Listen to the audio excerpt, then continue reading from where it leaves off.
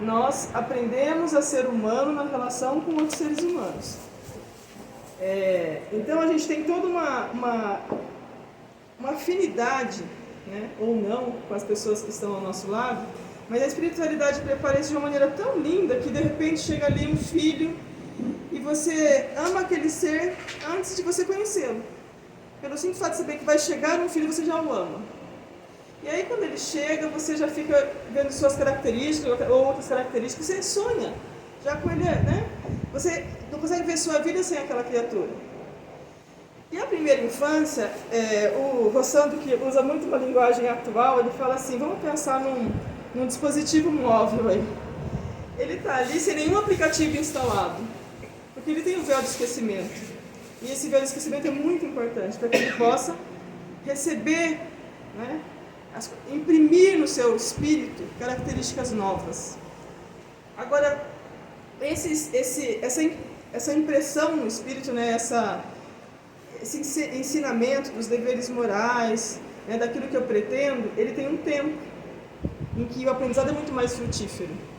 Ele pode acontecer depois, mas ele vai ser mais difícil. E às vezes ele vem, talvez se não for pela família, vem de uma maneira muito mais dura, muito mais difícil, e pode não vir. Tanto que a gente tem no Livro dos Espíritos a questão da tarefa dos pais como algo muito, muito, muito claro, né? Uma pergunta que será feita a todos que são pais e mães: o que fizeste os espíritos que lhe confiei? Então, é algo que a gente sabe que aqueles espíritos que nos foram confiados, sejam filhos legítimos, sejam filhos adotados, sejam sobrinhos, as crianças com as quais a gente convive, a gente tem uma responsabilidade, né? O que nós fizemos delas? E nós, como sociedade, vivemos diferentes modelos de família. E nós passamos de um modelo para o outro de uma maneira muito brusca, sem uma reflexão do que aquele modelo tinha de positivo que pudesse agregar para o modelo atual. Então, de repente, se nega toda uma concepção de família, de modelo de sociedade para uma nova, sem uma reflexão. E isso acontece em tudo na humanidade. Ele até dá um exemplo que eu achei muito interessante, a bomba atômica. Né? Primeiro ela devasta, ela mata centenas de milhares de pessoas no Japão. E hoje a gente precisa dessa energia atômica para a radioterapia. Então, primeiro é um uso muito equivocado para a gente errar muito, apanhar muito para poder aprender a usar da maneira correta. Na família, nós tínhamos um modelo patriarcal em que existiam lugares muito marcados. Era uma família que normalmente exigia demais da mulher, né? Ela tinha um papel extremamente submisso, muitas vezes de violência. E eu vou fazer um parênteses aqui, porque eu acho que não é possível a gente não falar de violência contra a mulher depois do que aconteceu esse final de semana. E aí a gente para e pensa assim, nossa, mas não mudou? Apesar de a gente viver ainda tudo isso, mudou, porque hoje em dia existe lei. E hoje em dia, mesmo quando elas não funcionam, mas elas existem. Nem sempre elas funcionam. Mas existe uma delegacia, existem leis, existe a nossa indignação. Né? Então, assim, de qualquer forma, não dá para pensar que não evoluiu. Evoluiu porque tem uma indignação, não existe mais o crime passional que existia há pouco tempo atrás. Mas assim, eram famílias em que os filhos temiam os pais, nem sempre era um respeito, era uma imposição. Famílias numerosíssimas, então assim, imagine uma mãe com, sei lá, 9, 10 filhos. Ela vai ter tempo de ouvir os filhos, de conversar, de dialogar. Normalmente, não é uma mãe cheia de babás, muito pelo contrário, eram famílias, né, mais humildes, em que a mãe cuidava dos filhos enquanto o pai estava na roça, e as crianças logo que cresciam um pouquinho também iam para esse trabalho duro. Cada um tinha o sonho dos filhos muitos dos filhos era realmente sair daquele controle doméstico, porque ali quem mandava era o pai e a mãe, ele era só o que obedecia. Muitos, inclusive, podiam começar a trabalhar o que ele conseguia, como fruto do seu trabalho, era dos pais, não era dele. Então ele sonhava em ter sua própria família. E muitas vezes reproduzia esse modelo, ou não, né? De uns tempos para cá, depois da Revolução Industrial, em que a mulher passa a ter que trabalhar, ela se descobre como alguém que não precisa ser tão submissa assim, que surge o divórcio. Imagine, na década de 70, 80, ser divorciado era algo escandalosíssimo. não faz tanto tempo assim. Hoje em dia é algo comum. Hoje em dia é algo que faz parte do dia a dia da maioria das famílias. Então são mudanças que aconteceram de maneira rápida, se a gente for pensar historicamente falando aí, 1, 2 gerações. E esses modelos de família, eles foram, ao mesmo tempo que tinha aquela família rígida, rigorosa, inflexível, ali existiam lugares sociais muito demarcados, que davam certa segurança. Os pais ali, eles não buscavam ser amados, eles exigiam ser respeitados. E aí você vem para um outro modelo, em que muitas vezes os pais se tornam reféns dos filhos. Né? No sentido de que, eu não posso desagradá-lo, meu filho não vai passar pelo que eu passei. E aí, ao não passar pelo que eu passei, como que ele vai conseguir adquirir a força que você adquiriu? Como que ele vai conseguir adquirir os mecanismos que você tem de enfrentamento das situações do dia a dia? E aí a gente tem uma geração extremamente frágil, de pessoas, né, que tem uma dificuldade ainda maior de convivência, porque elas aprenderam a ter os seus desejos atendidos. É do jeito que eu quero. Né? Imagine alguém que foi criado nesse modelo, né, tudo em torno de mim, do jeito que eu quero, se casa com uma outra pessoa que também foi criada nesse modelo, tudo em torno de mim e do jeito que eu quero. Como que isso vai caminhar? Porque, olha, vou tirar a ilusão de alguns jovenzinhos aqui. A gente não casa para ser feliz. Se fosse para ser feliz, fica sozinho. Você casa. Essa frase é do aquele que eu gosto, Haroldo. Ele falou assim, não case para ser feliz, que você vai se frustrar. Você tem que casar pensando assim, eu gosto tanto dessa outra pessoa que eu quero fazer ela feliz. Olha, que diferença. O meu amor por essa pessoa é tanto que eu quero muito fazer essa pessoa feliz. Isso é amor.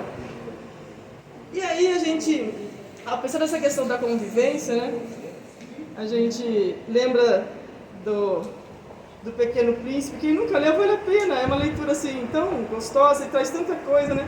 Ele fala assim, ele tem uma conversa com a raposa sobre a rosa, que a rosa dele é a única. E por que a rosa dele é a única? Porque é a rosa que ele cuidou, é a rosa que ele tirou as larvas, que ele protegeu do vento. Então ela pode ser igual a milhares de outras, mas ela é única para ele. As nossas relações também são assim. As pessoas podem ser muito parecidas umas com as outras, mas aquela pessoa com quem eu convivo, com quem eu enfrentei dificuldades juntos, aquelas pessoas que estão ao meu redor, com quem eu posso contar, aquelas pessoas que vão me dizer as verdades necessárias que eu preciso ouvir, mesmo que eu não queira, são as pessoas que são únicas no mundo, né? E a gente é responsável por quem a gente cativa. Ele vai falando um pouquinho sobre os filhos e fala sobre essa questão de estabelecer vínculos muito profundos na primeira infância e também na segunda infância, até aí os 14 anos. Porque, inclusive, espiritualmente, aí o Espiritismo vai nos ajudando a entender as relações familiares. É na puberdade que o sistema endócrino, a epífise, o timo, muitas questões do passado vêm à tona. É na puberdade que vai ter um conflito entre quem eu sou, quem eu quero ser. Que família é essa? Muitas vezes é a idade em que a maioria dos adolescentes nega a própria família. Eu quero ser diferente desse povo aí. Quem são essas pessoas? Né? E tem um estranhamento, porque ele se tornar eu, o individual dele, às vezes ele nega o outro. Só que se ele teve... Pode falar. Nessa idade aí que ele está assim, não pedi para nascer. Exatamente. Mal sabe ele que implorou, né? E pediu para vir nessa família ainda. Escolheu a mãe, né? Oh, com certeza. E foi aceito, né? Então, assim, é nessa idade que aflora esse conflito entre tudo que eu já fui e aquilo fica pulsante e aquilo que eu deveria ser de acordo com os valores que eu recebi. Agora, se eu não recebi esses valores... Percebam que se eu não receber esses valores, a tendência é eu continuar esse pulso que vem muito forte e reproduzir. E muitas encarnações se perdem nessa reprodução daquilo que eu sempre fiz, daquilo que eu sempre fui. E aí ele fala de uma questão, ele dá um exemplo que me tocou muito fundo, a questão do vício. Quando uma pessoa tem um vício, Não é só assim, para de beber, viu? Ela tem os amigos, ela tem o cheiro, ela tem o ambiente, ela tem aquele dia, né? Ou todos os dias, mas aquele dia da tarde que ela vai, que ela fica, ela tem a cor daquele lugar, ela tem os espíritos que estão ali com ela e que usufruem daquilo tudo que ela também está usufruindo, e esses espíritos normalmente não fazem mal a ela, muito pelo contrário, cuidam. Gente, as pessoas que bebem muito, tem um anjo da guarda poderoso, Adriano, porque ele quer continuar bebendo, ele é o copo, né? Então, assim, não é simples. Percebam que reproduzir comportamentos leva-se muitas encarnações para se livrar de um vício, normalmente. Justamente porque esses são comportamentos que estão ali muito firmes. Foram muitas vezes realizados. E é muito difícil. No Memórias de um Suicida, a questão do suicídio também. No Memórias de um Suicida, a Ivone, né, ela vai falar um pouquinho sobre essa condição, e aliás, sobre essa situação que também é algo muito difícil de não se repetir. A gente tem até aquela história do Chico, né, daquela pessoa que ele cuidava que já não tinha os braços, as pernas, e ele perguntava assim, mas por que ele veio, né, com todas essas... Porque já se suicidou tantas vezes que se ele tiver braço ou perna, ele faria de novo. E aí o Jorge Elhac, sábado, ele falava assim que normalmente alguém que fere a lei, né, maior que a lei da vida, volta bastante sequelado mesmo. E às vezes chega num grau tão difícil na espiritualidade, que o amor dessas pessoas que cuidam, né, desses espíritos que cuidam de nós é tão grande, que muitas vezes promove até um reencarne imediato, para que o véu do esquecimento possa abrandar aquela dor e aquele espírito consiga, num respiro, numa existência muito curta, mas num respiro aí para ele, num refrigério, ele chama, de alguma maneira apaziguar para conseguir ser trabalhado. Olha que eu nunca tinha ouvido falar dessa maneira, eu achei assim muito de acordo com tudo que a gente ouve falar da misericórdia e do amor do nosso Pai por nós, né? E aí ele vai falando assim como que esse nosso encontro no lar é feito de várias estratégias para que a gente consiga aproveitar ao máximo aquela encarnação. Não contando todos os nossos inimigos do passado, porque a gente não aguentaria, mas aqueles com os quais a gente já tem a chance de estabelecer o perdão. E normalmente é colocado no lar esses espíritos, para que a gente possa, numa convivência muito próxima, numa convivência muito diária mesmo, estabelecer esses laços de amor, de perdão, de convivência. A gente só consegue perdoar e conviver com quem a gente está disposto. Então ele fala como que essa lei é linda, né? Eu vou ter que... A felicidade, a consequência do amor é a felicidade. Mas só existe esse caminho, não existe outro. Então, assim, se eu quero sofrer, quanto mais ódio, mais desamor, mais de vingança, maior é o sofrimento. E ele dá um exemplo do André. Quem não leu ainda há 2000 anos, deveria ler. Eu vou dar spoiler do livro, mas vale a pena ler, não vai estragar a leitura, não. O senador dos Lemos, ele sofre muito. Ele tem um filho arrancado de casa, assim, com 2, 3 anos, por um inimigo. E ele passa a vida à procura desse filho.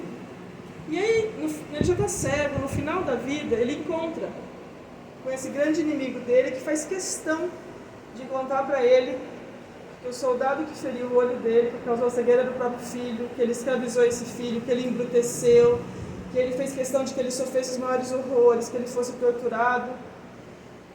E ele fala tudo isso, o público já está no final, né, da vida, e ele fala assim, e o pior, eu fiz tudo isso, eu acabei com a sua vida, mas ao acabar com a sua vida, eu também acabei com a minha. Porque eu não pensava em outra coisa, eu não fazia outra coisa, toda a minha energia estava em torno dessa vingança. Então, assim, são exemplos, né, que nos fazem pensar assim, o quanto que vale a pena a gente consumir a energia da nossa encarnação com mágoa, com ódio. E normalmente, ele diferencia, eu gostei dessa diferenciação que ele faz entre mágoa e ódio. Ele fala assim, ó, a mágoa é um amor que não correspondeu àquilo que você esperava. Tem sempre um amor aí na mágoa. Então ela vai ter que ter um retorno, para que volte a amar. Porque pensa, o ódio é diferente. Pode ser por alguém que eu nem conheço. Pode ser por um episódio. Às vezes, eu teria o exemplo, o ódio é um assaltante. Você não tem mágoa de um assaltante, você tem ódio. Pode ter. Mas você não vai ter mágoa. Mas quando é uma mágoa, buscar dentro de si de onde surgiu, né? Porque normalmente é um amor muito grande. E que de alguma maneira não correspondeu à sua expectativa. E será que era uma expectativa válida? Será que era uma expectativa que merecia ter sido vivida, né? Dessa maneira? E aí ele fala sobre a necessidade de conexão. O perdão é uma conexão. E perdoar não significa que você tirou a culpa do outro. O outro vai ter que se resolver com aquilo com a maneira dele agir, com a forma dele atuar no mundo. Isso é da lei. Mas ao perdoar, você se liberta, você se desconecta. Então os encontros que você vai ter na próxima encarnação, você está estabelecendo agora.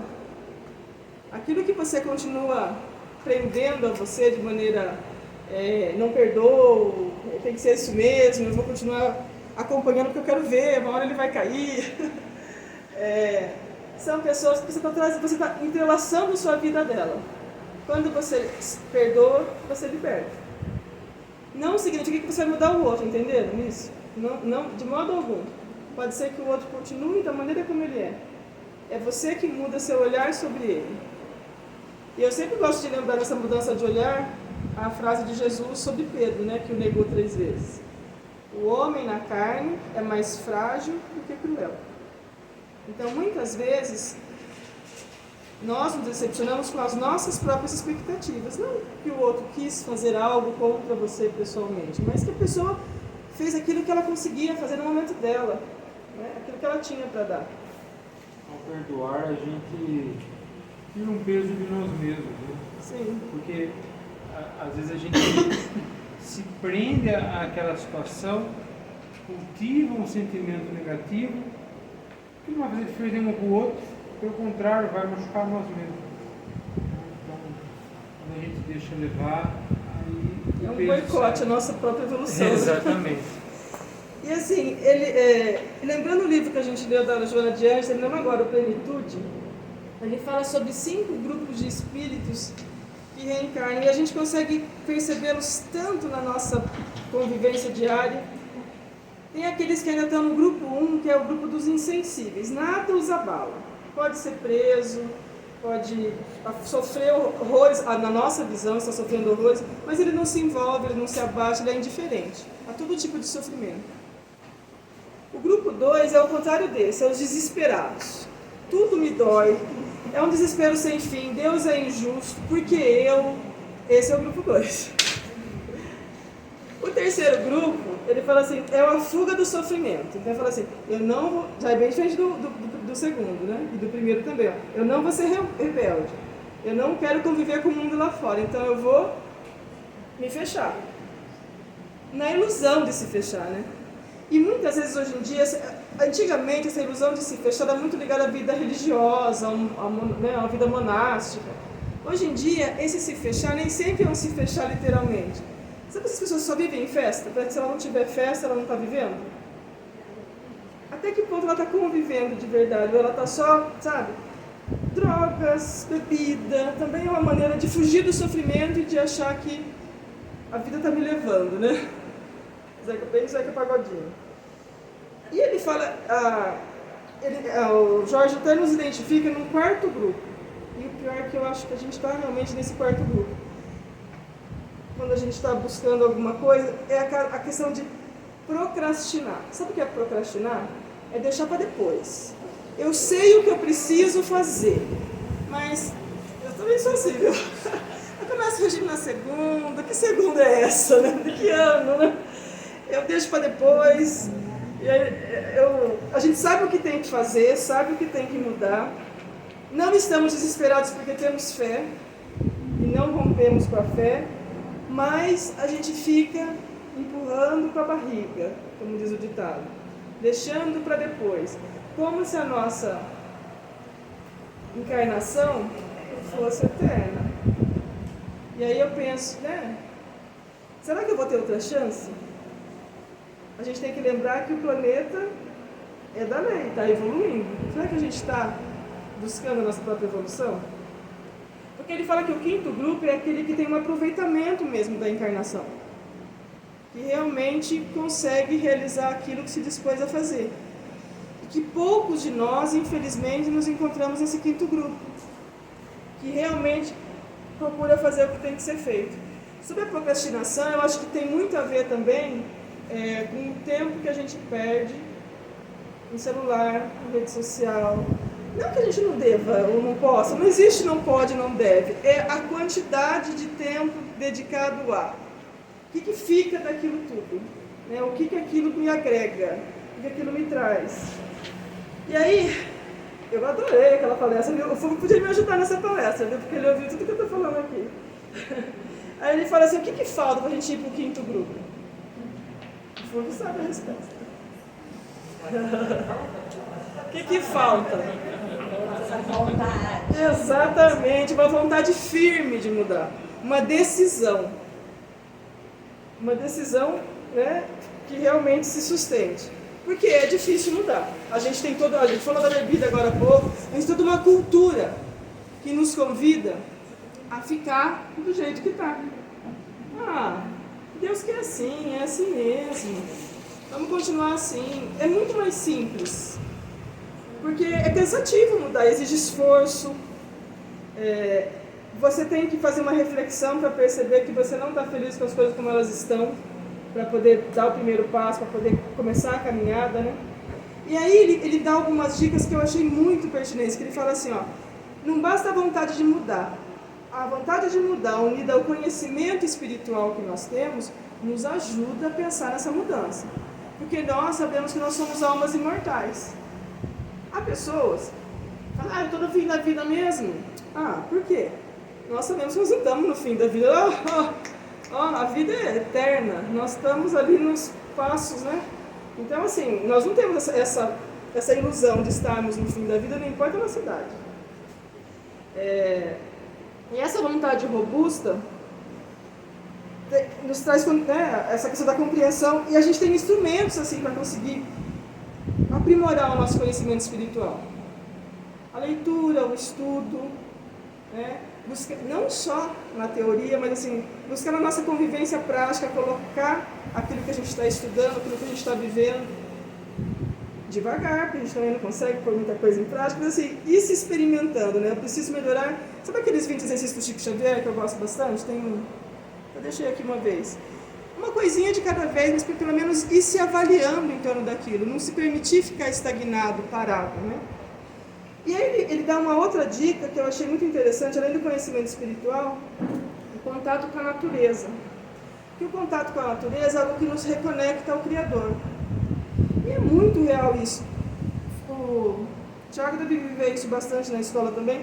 Quando meus alunos estão lá com crises depressivas, ansiedade, etc., a gente vai lá fora. No estúdio tem um jardim, a gente deixa até a porta ali. Vamos lá fora, respira fundo, olha para a árvore, olha para o céu, olha a nuvem. Vamos respirar. Por quê? Acalma. E a gente tem esses mecanismos no dia a dia porque uma pessoa depressiva, ela se tranca no quarto. Se a gente quer fugir disso, é observar mesmo a natureza, as árvores, o balanço das folhas, as nuvens. Se tiver condições de mergulhar, olhar uma noite estrelada, especialmente sem essas luzes todas que estão ao nosso redor. São coisas que nos ajudam nessa reconexão, né? Esse daqui foi perguntando que eu não cresci uma árvore, foi ficando da sombra. 5 anos mais ou menos não tem para crescer árvore. Melhor pegar uma árvorezinha já crescida, tem tantos por aí.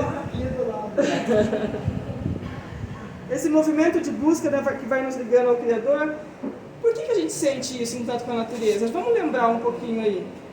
Nós temos esse conhecimento. Nós já fomos mineral, nós já fomos vegetal, nós já fomos animais.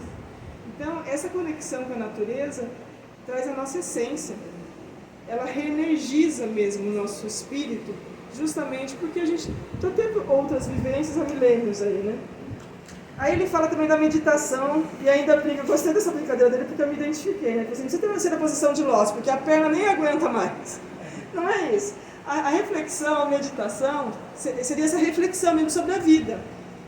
O que eu tenho feito, o que eu posso fazer para melhorar as relações dentro do meu lar, seja a minha relação com os meus filhos, com o meu marido, com os meus pais.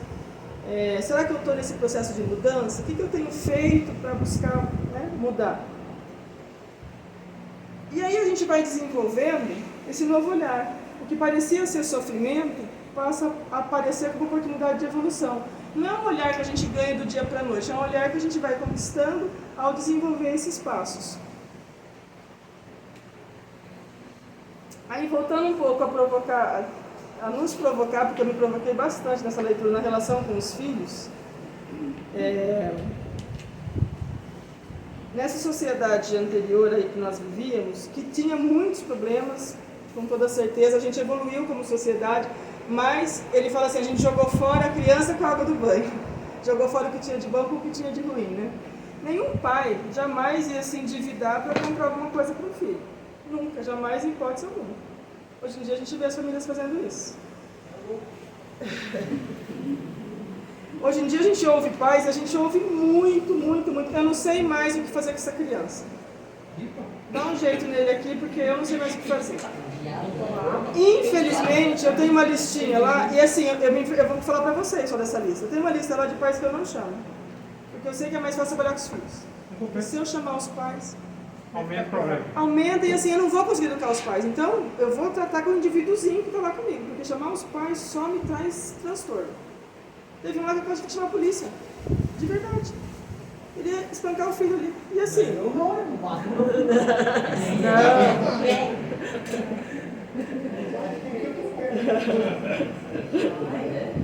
E aí a gente vê um modelo de família assim que se perdeu completamente, né? Perderam-se os papéis. Transformou-se tudo num ciclo vicioso. Trabalho mais para consumir mais. Mas para consumir mais eu tenho que trabalhar mais. Então eu consumo mais, consumo mais. E é uma ilusão. E a vida se perde nessa ilusão. Do trabalho, do consumo, do atender. Superficialidade, né? Coisas banais que não vão fazer nenhuma diferença. Ele até fala de uma pesquisa, né, com pessoas no final da vida, do que elas lembram. Elas não vão lembrar de coisas, elas vão lembrar de momentos. Então, assim, será que a gente está investindo nos momentos, nas memórias que vão ficar de verdade? Né? E aí ele fala uma coisa que eu achei muito interessante também, que o amor, ele exige duas coisas anteriores, admiração e respeito. Eu só amo o que eu admiro e respeito. Então, em busca desse amor desenfreado, né, que as famílias às vezes têm dos próprios filhos, eles vão conseguir o quê? Nada. Nem o amor dos filhos. E aí a gente tem no Evangelho também sobre a questão da ingratidão dos filhos. E vejam que coisa interessante. Em 1858, Livro dos Espíritos, né? Ele pergunta assim, qual seria a consequência do relaxamento dos laços de família? Gente, em 1857 isso não era nem imaginável. Relaxamento dos laços de família. Quais seriam as consequências? E a resposta é curta e grossa. O recrudescimento do egoísmo. Então, assim, a gente sabe que o que atrapalha a nossa evolução é o orgulho e o egoísmo. Se o relaxamento, e ele fala relaxamento dos laços de família, trazem o egoísmo exacerbado, é a comprovação de que são os laços de família que vão nos fazer desenvolver o amor ao próximo, vão nos desenvolver, porque começa numa instituição menor, para eu conseguir ampliar. É muito difícil, até acontece, pessoas que não vivem uma experiência de amor na família, que conseguem fazer isso fora dela. Muitas vezes você reproduz aquilo que você vive na família fora dela. Então olha a nossa responsabilidade aí, né?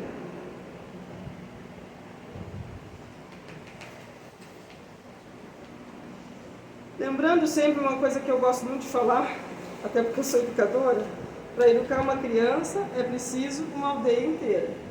Quando a gente fala, hoje em dia o conceito de família é um conceito muito melhor do que se tinha antigamente, em vários aspectos. As pessoas,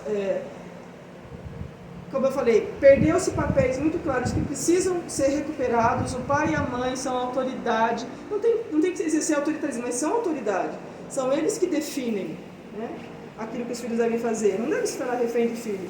Mas é claro que as relações hoje são muito mais de diálogo, e isso é claro que é positivo.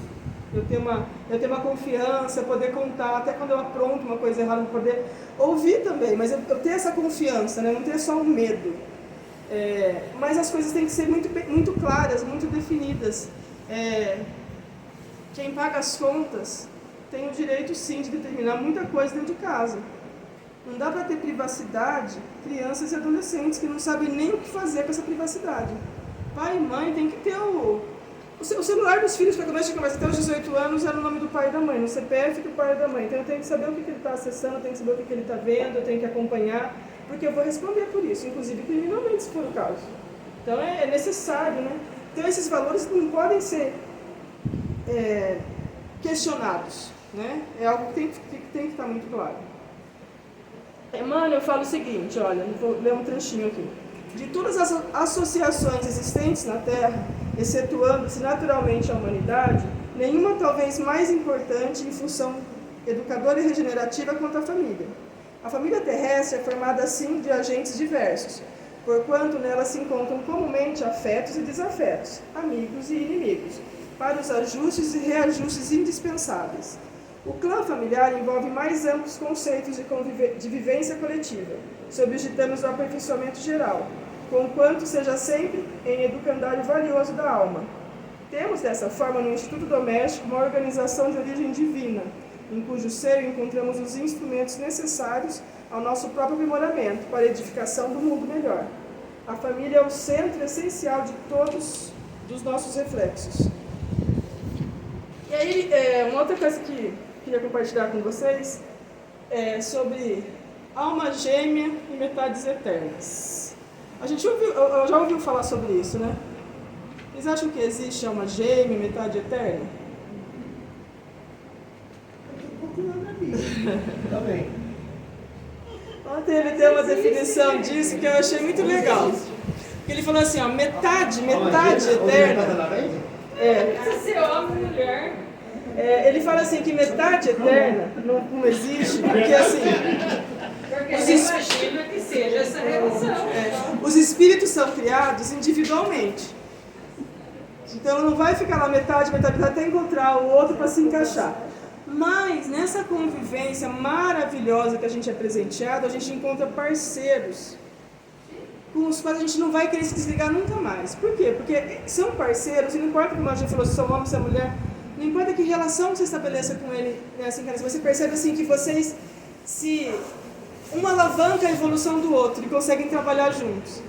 Essas almas gêmeas, elas costumam se encontrar muitas vezes mesmo, para que elas possam se ajudar e também ajudar a evolução de muitas pessoas. Porque imagine, se um só consegue fazer muita coisa, imagine dois que têm as mesmas concepções, os mesmos ideais.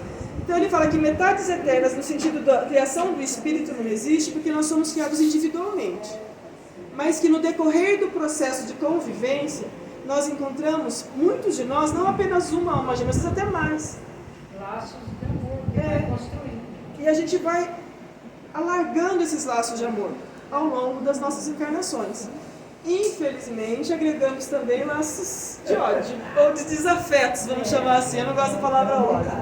Os desafetos, aí a gente também acumula. O Rossandro, na palestra dele sobre pais e filhos, ele recupera aquela música Há Tempos, que as pessoas da minha geração vão lembrar, do Renato Russo, porque fala assim, olha como que ele fala na década de 80 de uma sociedade que nós vivemos hoje, 40 anos depois. Ele fala assim, olha como que começa, até arrepia. Parece cocaína, mas é só tristeza. Talvez tua cidade, muitos temores nascem do cansaço e da solidão, descompasso, desperdício. Herdeiros são agora da virtude que perdemos. É um muito forte essa letra. Eu não vou ler ela inteira, mas eu trouxe ela aqui. E olha como que ele termina. Meu amor, disciplina é liberdade, compaixão é fortaleza, ter bondade é ter coragem. Lá em casa tem um poço, mas a água é muito limpa. E quando entrevistaram o Renato para perguntar o que era esse poço, ele falou, é a família, onde eu me reabasteço daquilo que eu acredito. Então, eu quero convidar cada um aqui a pensar a sua família como esse poço, onde você se reabastece daquilo que você realmente precisa. E se ela não é hoje esse poço, que a gente consiga transformá-la nesse poço de água cristalina. É isso, obrigada.